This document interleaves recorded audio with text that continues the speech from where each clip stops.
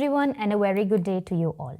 In today's session, we will be exploring Rohinton Mistry's Tales from Firozshabad with a special focus on the story The Ghost of Firozshabad. This collection of interconnected short stories offers a vivid portrayal of the Parsi community in Mumbai, highlighting the everyday lives, struggles, and aspirations of its residents. Through his nuanced storytelling, Mistry captures themes of identity, cultural displacement, social hierarchy, and the impact of historical and colonial legacies. In the first part, we will first introduce the writer, Rohinton Mistry, and examine his literary style, major themes, and contributions to postcolonial literature. Before providing an overview of the tales from Firozshabad, its historical and cultural context, and the background of the story, The Ghost of Firozshabad.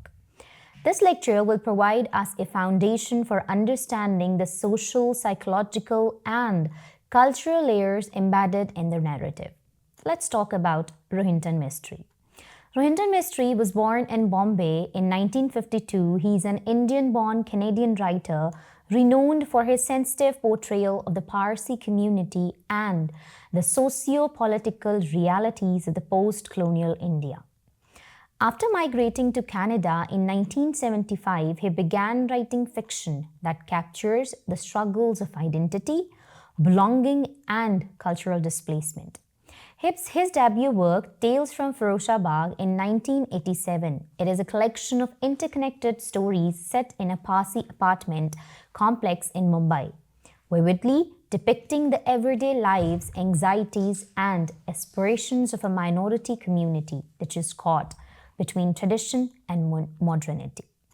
The major themes included by Mistry are Parsi identity, humanism, nostalgia, migration, and exile, social and political commentary, as well as the conquest for dignity in the adverse circumstances. His later novels, namely Such a Long Journey, 1991, A Fine Balance, written in 1995, and Family Matters, written in 2002, continues to explore the issues of oppression, corruption, communal tension, and moral resilience, which portrays the ordinary individuals navigating the challenges of transforming the society. Through realism, empathy, and quiet irony, Mistry has established himself as one of the most distinguished voices in post-colonial and diasporic literature. The literary writing style of Mistry is often praised for its realistic and sensitive portrayal of human emotions and struggles. He is known for his multi-layered characters and focus on everyday life, frequently set against a backdrop of significant historical events in India. Now let's talk about Tales from Firozshabad. Tales from Firozshabad is a collection of 11 short stories, with all the stories centered around the lives of the people living at Firozshabad, which is a building located in Mumbai near the Chapati beach and is dominated by Parsis. The building consists of 3 blocks, namely A block, B block, and C block, and all these 11 stories are inspired from the lives of the people and families who are living in these blocks. All the characters and the stories are related to each other in some way or the other, since all the stories are based on the residents of a common building. There are some major characters who appear to be in multiple stories and are therefore focused upon. It is in the last story that the narrator has revealed himself to be as one of the residents as Firozshabad, who is currently living in Toronto, but is describing the stories from Firozshabad on the basis of all the memories he has from his childhood when he was a resident of the Parsi building. These stories are based on the daily normal life of these middle-class families, how the people living in a common building are involved in each other's lives, and how this time passes by and the children from the building grow up while there are a number of older people who eventually die. It is a collection of stories which is very beautiful and discusses human scenarios and emotions which are witnessed or felt by every human being. Tales from Firozabad is full of diversity. The tales as The Ghost of Firozabad provides the viewpoint of one of the lower members of the society. Squatter, another story, brings humor of white hairs and cricket, while The Paying Guests, intentionally or unintentionally, foreshadows horror throughout. All these tales and more are within the pages of Firozabad, grow better over time through memories as their characters have already learned. In Rohinton Mysteries, Tales from Firozabad, Parsi community in India is a diverse focus of attention. The stories mainly are about the conflicts of middle-class Parsi families who, in the wake of India's independence, are in the continuous process of preserving their culture, their language, and their religion. Let's talk about the historical background. To understand Rohinton Mysteries, Tales from Firozabad, it is crucial to trace the historical evolution of the Parsi community, whose identity and experiences are the most important one. Firozabad functions not merely as a residential complex, but as a symbolic space reflecting the Parsis' transition from colonial privilege to post-colonial uncertainty. The Parsis, followers of Zoroastrianism, migrated from Persia to Gujarat in the 10th century to escape religious persecution. During the British Raj, they moved to Bombay and rose to prominence as intermediaries between the colonizers and Indians, embracing Western education and values while preserving their faith. British patronage fostered their prosperity and modern outlook, but independence and partition dismantled their privileged position, leaving them in a state of cultural and economic decline. Post-independence literature often reflects this decline and nostalgia for a lost grandeur. It is observed that Parsi writers repeatedly lament that we are not what we were. This persistent efforts to preserve religion, language, and culture signify a struggle for their identity in an evolving emergent society. Within this historical continuum, Firozabad emerges as a metaphorical space capturing the Parsis' fractured sense of belonging and their quest for continuity amid social transformation. Now let's talk about the story The Ghost of Firozabad.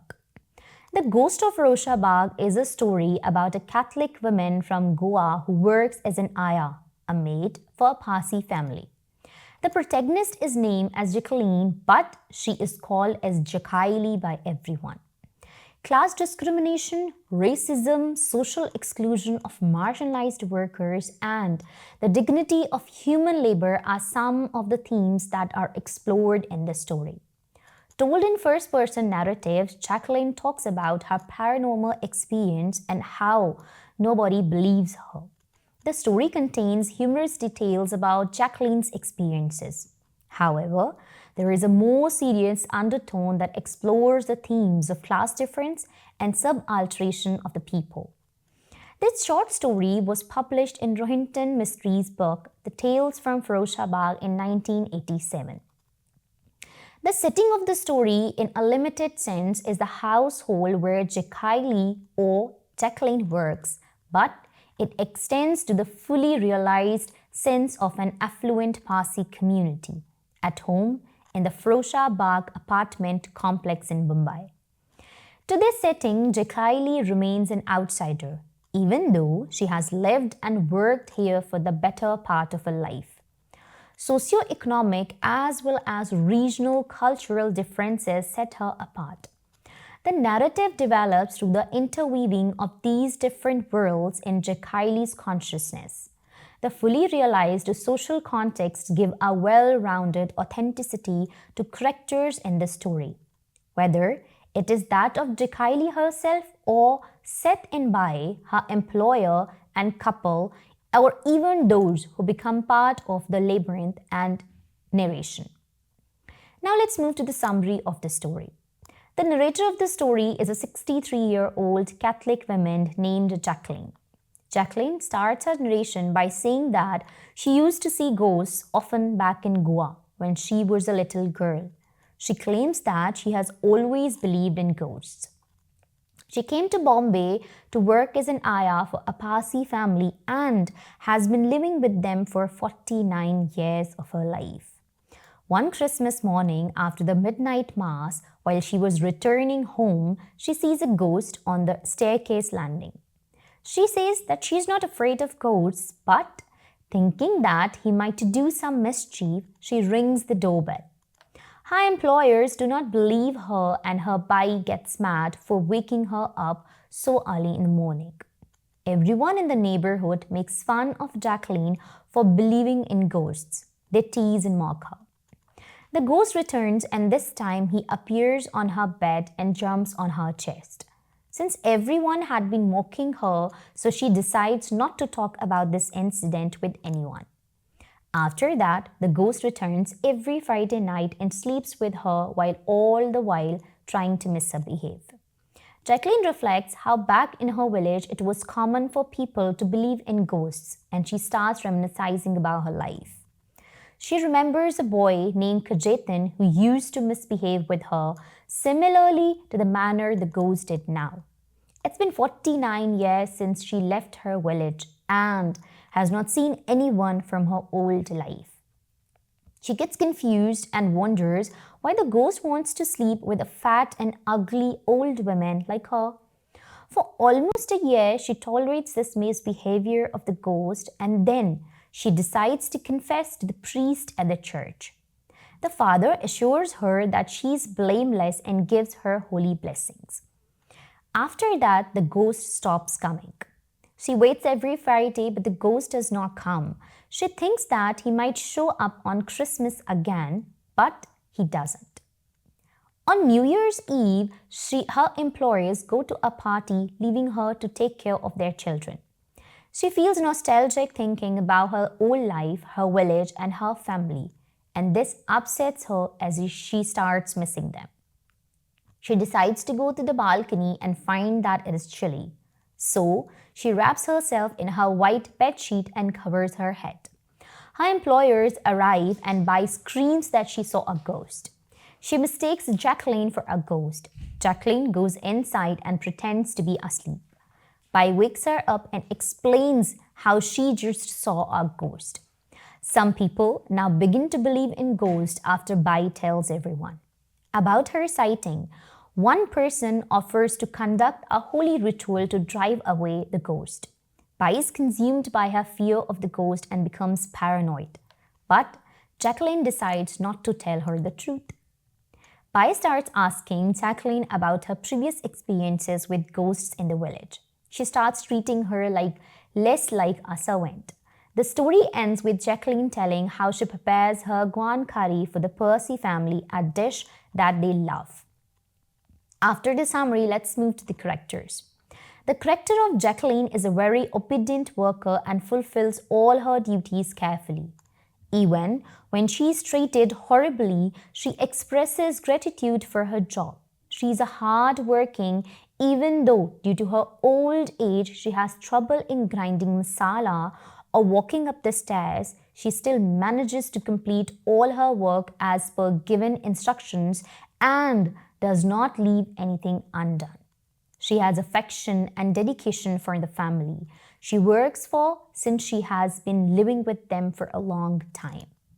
She is clever as she manages to anticipate the ghost's mischievous nature. Jacqueline is taken for granted by everyone, but she never complains. In The Ghost of Firozabad, Rohinton mystery blends the realistic and the supernatural to reveal the psychological and social struggles of post-colonial urban life. Through the character of Jacqueline, he portrays how religion, colonial influence, class oppression, and loneliness shape one's inner world. The ghost, part fear, part faith, becomes a haunting reminder of India's complex spiritual and cultural history. So, in our today's lecture, we had a glimpse of the history and the character of Declan from the Tales from Firozabad. I will look forward to discuss more about this story in the next lecture. That is all for today. Thank you so much.